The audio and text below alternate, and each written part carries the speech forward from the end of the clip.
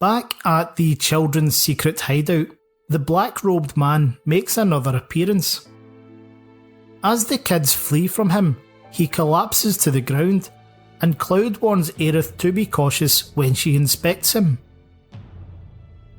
It is immediately apparent this man is not Marco from Stargazer Heights, but he is wearing the same style of cloak and has the number 2 tattooed on his arm in exactly the same place Marco had 49. I'll come back to this point in a minute though. The figure suddenly grabs Cloud by the wrist, and just as in chapter 3, an illusion is created whereby he becomes Sephiroth. He goes on to make reference to the reunion, a callback to Cloud's vision of the clones at the Northern Crater. In the third episode of this series, I explained what the Sephiroth Clones are, and how the Genova cells in their bodies activate the reunion drive. Again, the hallucination-inducing Genova cells inside Cloud are why he can see Sephiroth here. When the tattooed figure wanders off, the player is shown Cloud's hands spasming with pain or panic, eased only when Aerith takes hold of it. This reflects a scene in Advent Children where Cloud finds Tifa unconscious at the Sector 5 church and is unexpectedly overcome by a crippling geostigma convulsion. Traumatizing images of Sephiroth flash through his mind and are similarly eased by a drop of healing water, a symbol of Aerith in the film. We catch a glimpse of the white symbol on the clone's robes as he leaves, closely matching the one on Marco's back.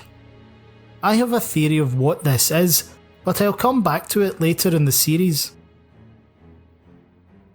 Cloud goes on to ask Aerith if she knows who Sephiroth is, which is a slight deviation from the original, because they don't ever discuss him prior to escaping Midgar.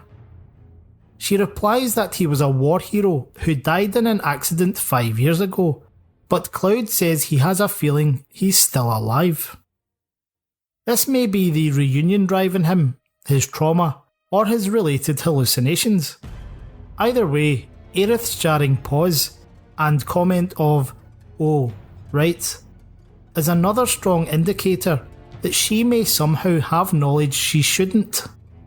In other words, why would it be so surprising to the Flower Girl that Cloud is speculating on Sephiroth's status?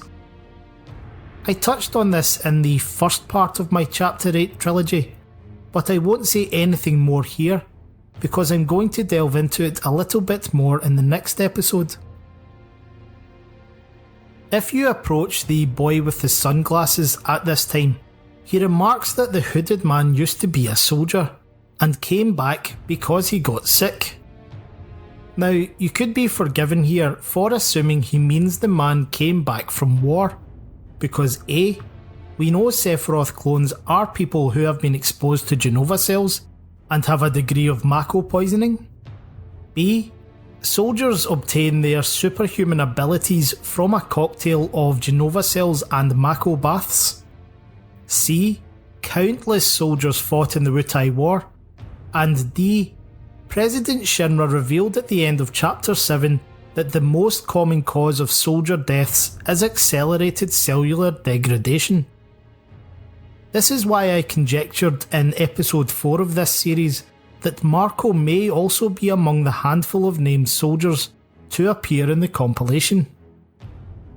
However, the truth of who the clones in Midgar are is something quite separate.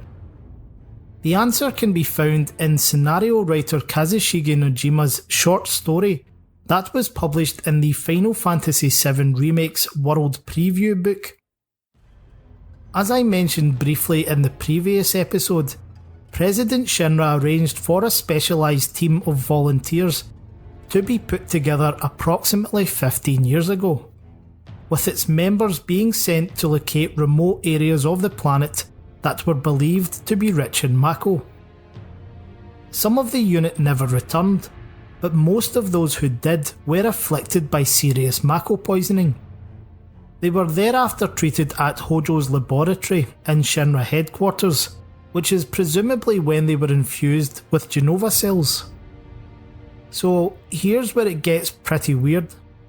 This short story reflects on how one of the individuals, a female trooper called Liliza, broke out of the lab and attacked Aerith, who was only a young child at the time. Liliza was wearing black robes when this occurred and had a tattoo of the number 24 on her ankle. Aerith was terrified by the incident, so it's strange that she doesn't react to the figure in the secret hideout.